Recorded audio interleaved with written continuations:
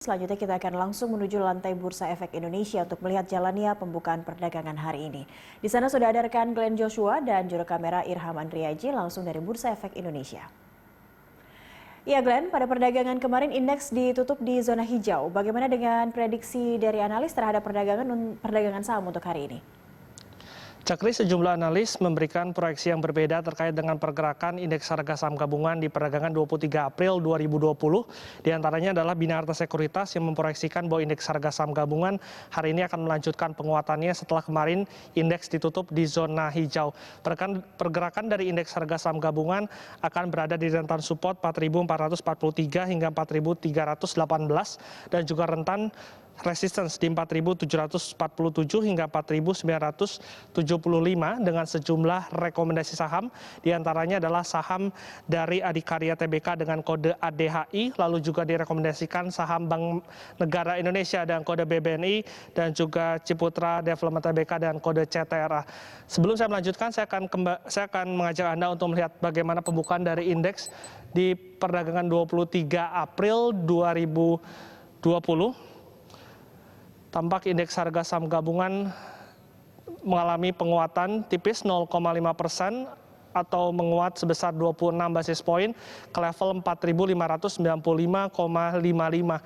Ada 85 juta lembar saham yang beredar dengan nilai transaksi berada di angka 54 miliar rupiah. Sementara para investor sudah melakukan 4.418 lebih kali transaksi di pembukaan sesi pertama 23 April 2020. Selain dari Bina Arta Sekuritas, Reliance Sekuritas juga memproyeksikan bahwa indeks harga saham gabungan akan mengalami apresiasi dengan rentan support di 4.520 hingga 4.800 dengan sejumlah rekomendasi saham. Di antaranya adalah dua emiten dari tambang, yaitu Adaro dan juga Aneka Tambang, serta saham dari Bank Mandiri dengan kode BMRI. Berbeda dengan Bina Arta dan juga Reliance, Panin Sekuritas memproyeksikan indeks akan bergerak mix cenderung melemah dengan support resistance di 4.436 hingga 4.590. Tampak terlihat di layar kaca Anda bahwa indeks harga saham gabungan terus melanjutkan penguatannya setelah tadi dibuka di angka 0,5%, saat ini berada di penguatan 0,9% atau 42,35 basis poin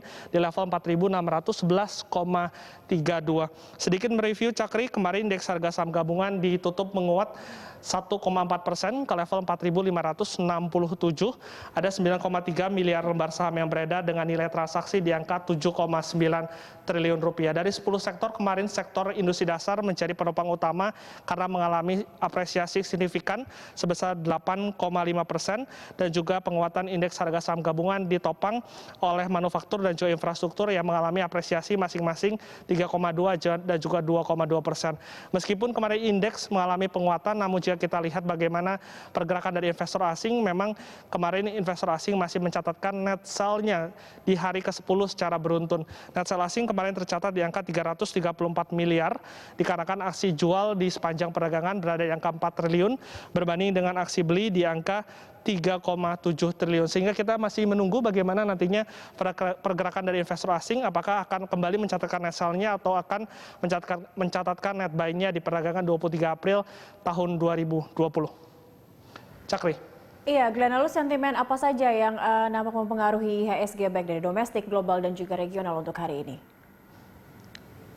Ya, para analis memproyeksikan bahwa hari ini pasar akan masih mencermati bagaimana pergerakan dari harga minyak acuan Amerika Serikat, yaitu West Texas Intermediate atau WTI yang kemarin sempat terkontraksi ke harga titik terendahnya, yaitu 37,91 dolar Amerika Serikat per barel. Namun saat ini memang sudah mengalami penguatan.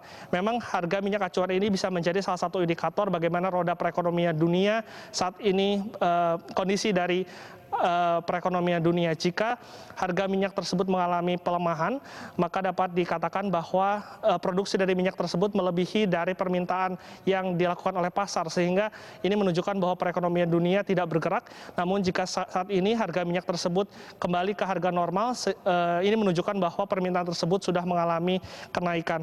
Selain itu juga pasar masih menunggu bagaimana rancangan undang-undang terkait stimulus senilai 484 miliar dolar Amerika Serikat yang disetujui, baik itu dari Partai Demokrat maupun Republik dari Senat Amerika Serikat, yang dimana 310 miliar US dollar akan dialokasikan untuk rumah sakit dan juga usaha mikro, kecil, menengah. Dari dalam negeri, masih kemarin pidato yang disampaikan oleh Gubernur Bank Indonesia Peri Warjio yang optimistis bahwa pertumbuhan ekonomi Indonesia di tahun 2021 akan bergerak ke angka 6% meskipun tahun ini mengalami stagnasi ataupun bertahan di angka 2,3%.